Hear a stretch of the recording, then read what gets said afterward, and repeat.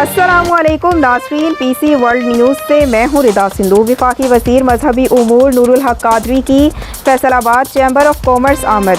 Chamber of commerce Faisalabad आमद पर उनका पुरतफाक इस्तकबाल किया गया। हमारे सिटी रिपोर्टर अब्दुल हमाद की तफसीलात के मुताबिक वफाकी वज़ीर मज़हबी उमूर नूरुल्हक कादरी की फैसलाबाद चैम्बर ऑफ कॉमर्स आमद। चैम्बर ऑफ कॉमर्स फैसलाबाद में वफाकी वज़ीर मज़हबी उमूर की तशरीफ़ आवरी पर राव सिकंदर आज़म ने उनको खुशामदीद कहा। राव सिकंदर आज़म और वफाकी वज़ीर मज़हबी उमूर की मुश्तरका प्रेस कॉन्फ्रेंस मुल्क को दरपेश मसाइल और दीगर उमूर पर मीडिया से गुफ्तगू।